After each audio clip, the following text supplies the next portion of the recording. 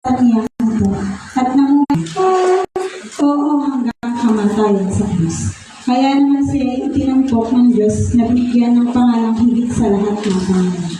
At ipapahayag ng lahat na si Jesucristo ang Panginoon sa ikararangal ng Diyos Ama. Magpasalamat tayo sa Diyos na nagbigay sa atin ng tagumpay sa pamamagitan ng Panginoon Jesucristo. Para po sa pag-awit ng pagpupuli. Sama-sama po natin awitin ng alas and the blessed Lord.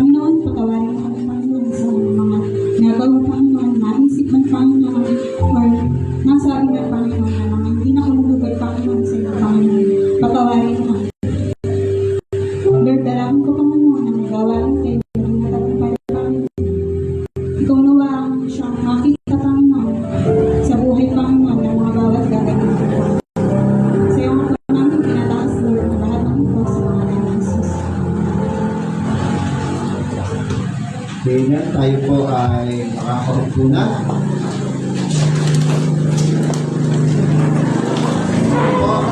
Tayo po ay nasa panahon na po ng pagnilay-nilay sa huling pitong wika ng ating Panginoong Jesus. Nais natin dalhin hanggang ika-apat at tayo po'y magdedere-derecho naman po. Nais nating banggitin na magsasalita sa unang wika na Ama, patawarin mo sila sapagkat hindi nila nalalaman ang kanilang ginagawa, ang inyong pong lingkod. Mula po sa aklat ng Lucas, kabanatang 23 hanggang talatang 34. Ang pangalawa naman po ay katotohanan sinasabi ko sa inyo ngayon, din kakasamahin kita sa paraiso. Mula po sa aklat ng Lucas, kabanatang 23, 43. Ang dadalhin po sa atin ni Ate Angel Masangkay. At ang ika-3 naman ay babae, narito ang iyong anak. Narito ang iyong ina mula po sa aklat ng Juan, kabanatang 11, talatang 26 hanggang 27. Dadalhin naman po sa atin ni Ate Myra Fernandita. Ang pang-apat naman po ay Diyos ko, bakit mo ako pinabayaan? Mula po sa aklat ng Mateo, kabanatang 27, 46, dadalhin naman po sa atin ni Ate Daniela dito.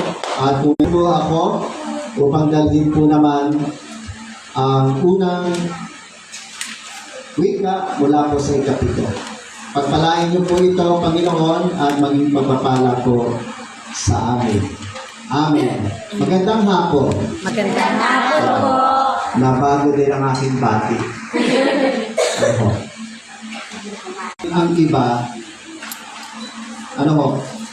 hindi ang kanyang sarili. At kung titingnan natin, ang mga talata ay nagsapahayag, Ama, patawarin mo sila, yan po ng pagpapatawad. Ano po? The power of forgiveness. Kaya, walang choice. Mahirap, pero yun ang gusto ng Panginoon. Ano po? Pero yun ang gusto ng Panginoon.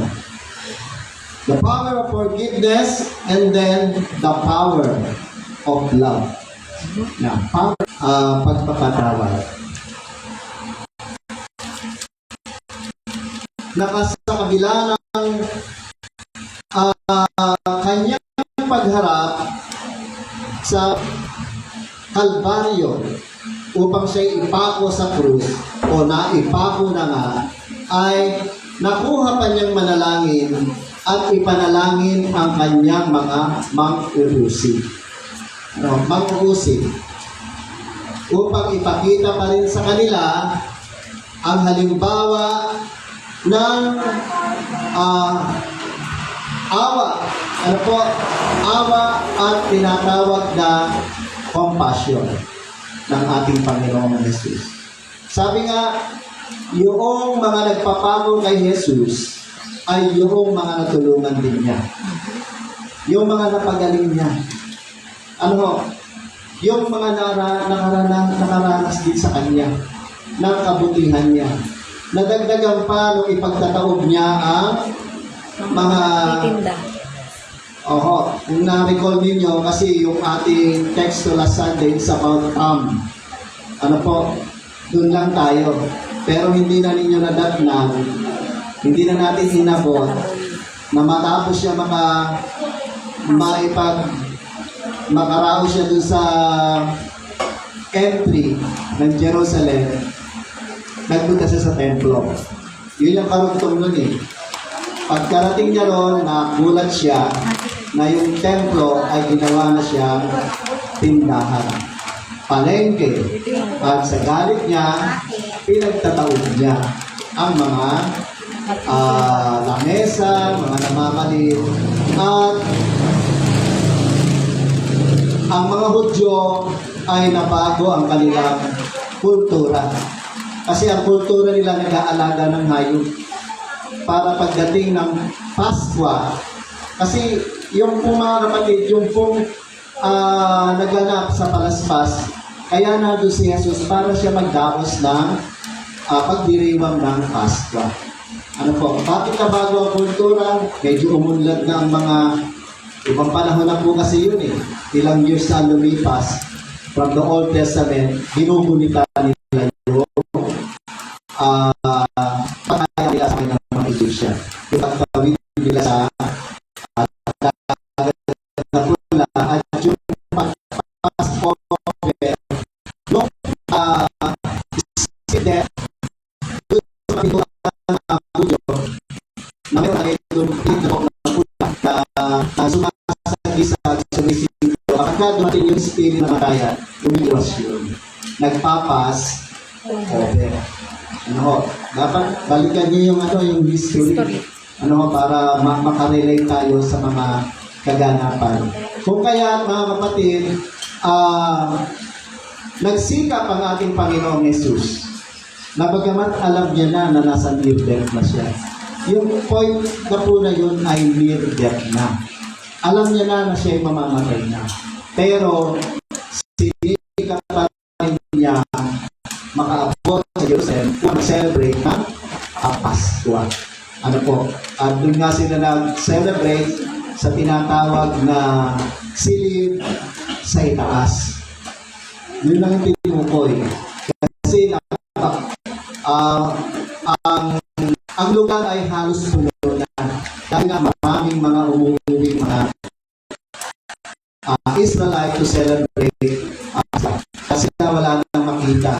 Ang nakikita na nila ay silid sa itaas at tinukoy. Pero kung ito ang gamit para sa limang na Paskwa. Ano yung sinasabi ni Pastor na bakit nagalit si Jesus? Kasi ang mga Hudyo medyo na-develop na yung kanilang kaisipan. Hindi na sila nagkakala ng hayop. Binibili na nila. Para sa issue.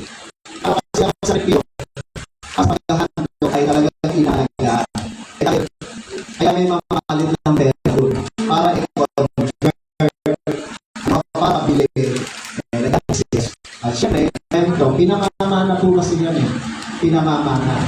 At si Jesus ka nandoon para pangunahan ang kanyang mga alagad at siya yung tumayo bilang pinaka-ama at kung kaya, tinawag naman na siya sa panahon natin na Last Supper. Kasaysayan at hindi lang tayo nakapokus sa talata. Ano po? Inaalam natin. So, pinapakita doon sa mga words na binitawan ni Jesus sa unang wika ay ang kapangyarihan ng pagpapatawad. Ano, hiniling niya sa Ama na sila ay patawarin dahil hindi naman yung nila alam ang mga ginagawa nila. Pero sabi ko nga sa inyo, hindi pwede na hindi alam nila ang kanilang ginagawa. Hindi lamang nga nila alam na yung ginagawa nila ay nakakasakit. Alam mo na sasaktan ka na. Pero hindi pa niya alam na nasasaktan ka na. Ikaw ba? Pero ang gagawin mo, ano yung inis ka sa isang tao na hindi ka apekto. Pero kung ikaw ay naman isang hindi ikaw lagi. Napapagay ka na hindi normal pero hindi mamagay. Normal. Ito po kasi yung oras mo sa pagkagalit sa nakagalit mo. Tapos pinagyan mo lang siya tatawa-tawa. Ikaw hindi ka makatulog. Na kung saan, sabi ni Pablo, magkaroon kayo ng kaisipan katulad ng isip ni Jesus. Paano mag-isip si Jesus? Kagaya nito. Ang sakit-sakit na nang ginawa sa kanya, pero nakahanda pa rin siya magpatawad. Kaya, aralin natin. At alam niyo minsan, may mga bagay na hindi ka naman humihingi ng tawad o isang nakita mo na ayos na. Di ba? Bakit? Ano ba? Ang hirap isipin. Ang hirap isipin. Kailangan, ano yung kailangan? Kailangan si Jesus talaga nasa center. Kasi kapag si Jesus ay nasa center na, wala kang dapat pag-usapan. Pagpapatawad. Kasi kung wala kang pag-ibig, mahalabo kang magpatawad. Ano po? At pinapakita rin po yung pinatawag po yung compassion. Hindi nga dapat natin banggitin man lang yung mercy. Pero kung babanggitin po natin ang mercy, mercy with compassion. Ano po? Dahil pag mercy, naawa ka lang. Ano? Wala kang gagawin. Naawa ka lang. Pero mercy with compassion, meron kang gagawin. At yung pong compassion, yun po yung pamamaraan ng gagawin mo. Na kung saan pati po doon sa mga even to those who don't deserve it, na hindi nila kailangan ng compassion, hindi nila kailangan ng mercy, hindi nila kailangan ng forgiveness, hindi nila kailangan ng love. Pero kailangan sapagkat deserve nila yun. Deserve nila na sila papatawad. Deserve nila na sila bigyan natin ng kahabagan. Ngayon, kapatid, hindi ako sa isang katang kailangan mo. Pwede ba tayong mag-isip? Ano po? Pwede somebody or someone you need to forgive. Magandang hapon. Magandang hapon.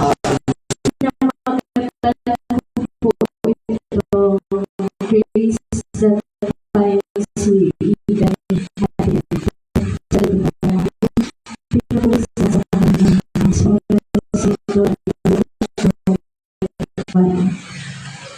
kung titignan mo ang eksena nung crucifixion, di ba may napapanood naman tayong ganong scenario.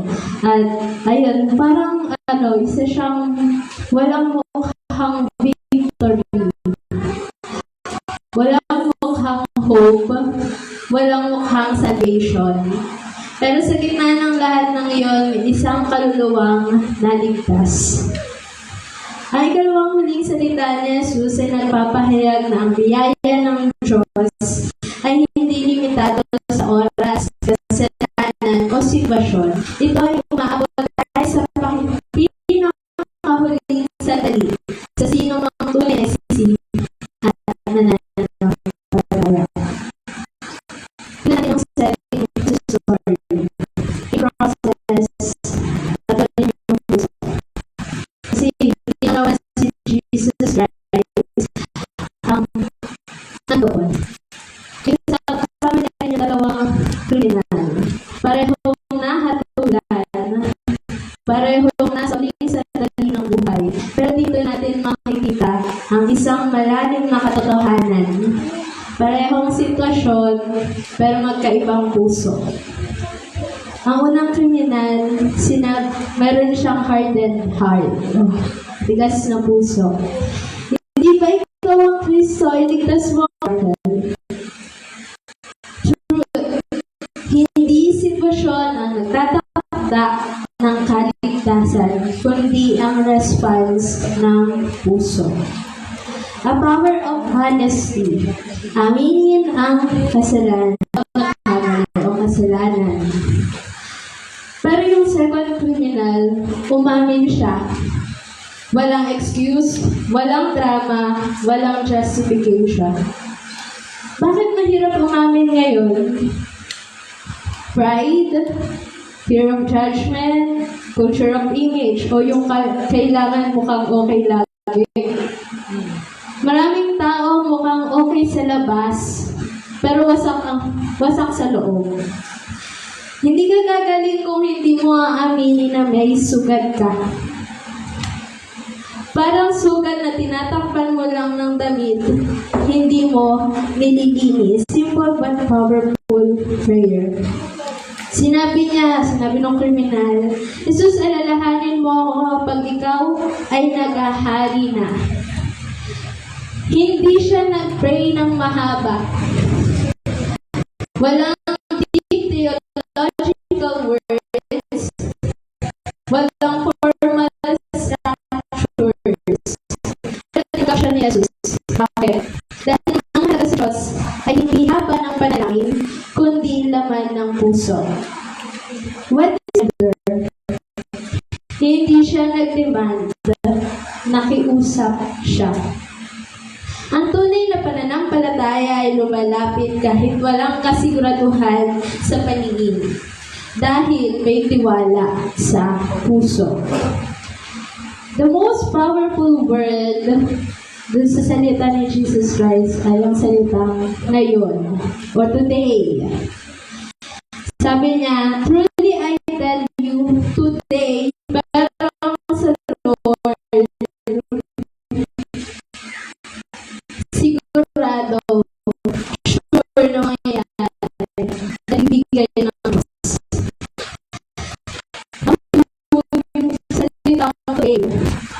Hindi sinabi niya sa hintayin mo muna. Patunayan mo muna. Magbago ka muna. Sinabi niya, today. Ang grace ng Diyos ay agawin ngayon.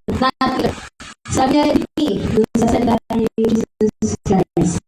Ito ay ibig sabihin yung relationship over religion. Hindi sinabi na mapupunta ka sa magandang lugar. Sinabi niya makakasama mo. Sabi mo na hindi religion makapagpaglas sa atin. Kundi, ang religion natin, hindi matapos. Relationship with God is the best. Para maparapit at makakasama ng Lord sa Kristo. Ang pinakagandang bahagi ng langit ay hindi ang lugar, kundi ang presensya ni Jesus. Iniisip natin kasi sabi ng Lord, mapupunta ka or sasama kita sa paraiso. Iniisip na agad natin yung magandang lugar na ating pupuntahan. Pero iniisip pa natin na yung iniisip pala ng Lord na paradise ay ang paradise na kasama siya. Sana ganun yung maging mindset natin, no? Yung, ang isip natin, na ang paradise na pupuntahan natin, ay yung relationship natin with God sa lugar na yun. Hindi yung ganda ng lugar na pupuntahan natin. Paradise, from brokenness to glory. Mula sa krus patungo sa paraiso. Isang sandali lang para dun sa kriminal na sinabi niya, Lord, isama mo ako sa paraiso or alalahanin mo ako pag maghahari ka na. Isang sandali lang yon, pero nagbago ang destiny niya. The scandal of grace, hindi fair pero totoo. Kung iisipin mo, di ba unfair? Isang kriminal, buong buhay niya nagkasala tapos sa isang iglap maliligtas. Sa huli maliligtas. Oo, hindi siya fair. Kasi ang grace ng Lord ay hindi tungkol sa fairness. Grace is undeserved, unearned, and unconditional. Hindi ito excuse para mag-delay. Hindi mo alam, or dahil hindi mo alam kung kailan yung last moment mo. Hindi lahat may chances na tulad nung kriminal na doon na mismo siya nakahingi ng tawad or nagsabi sa Lord, isama mo ko sa paraiso or naniwala sa Lord. Hindi lahat po may ganong chances. Grace is fair but not cheap. The message po sa ating generation is this: you are not too late. Sa panahon ngayon, marami sa atin ang nagsasabing pagod or marami sa atin ang pagod na, naliligaw or nawawalan ng pag-asa. Iniisip natin na sira na ang buhay ko, hindi na ako kayang tanggapin ng Diyos. Too late na para magbago. Pero sabi niya, hindi ka late. Kung may today ka pa, may chance ka pa. Hindi mo kailangan ayusin ang sarili mo bago lumapit kay Jesus. Lumapit ka agad siyang pag-aaral sa'yo. Remember a story nung retreat namin. At the church, nag-retreat po kayo sa Antipolo. Mga nag-message sa amin, binago sila during those brokenness of their heart, of their life. Kasi isa doon, may death threat, yung isa doon, tapos, meron yung 15 years nag-aaral na so lahat sila nagtatapiling, nagtitiwala, nagtiwala sa kakayanan ng Lord at yung kaligtasan ng Lord sa buhay nila. Ganun po yung nangyari sa kanila. Nakita nila, naranasan nila, nagpapagamit sila para ipakita or i-testify na ang Diyos ay mabuti sa buhay ng bawat isa. Sabi, di mo kailangan ayusin ang sarili mo bago lumapit kay Jesus. Lumapit ka at siya na ang bahalang mag-ayos sa iyo. Where are you in this story dun sa tatlong cross? Tatlong position po pala. Una, rejecting, yung first criminal. Alam si Jesus, kilala si Jesus, pero tinatanggihan. Recognizing yung pangalawang kriminal, inamin ng kasalanan, lumapit kay Jesus. Sa pangatlo, receiving, yung promise, tinanggap ang grace. Ibig sabihin ko na, nasaan tayo sa mga posisyon na yon sa ngayon. Isipin mo ito, kung ikaw ang nasa krus ngayon, kung ang isang kriminal sa huling hininga ay tinawag, nakasama ni Jesus, ibig sabihin, walang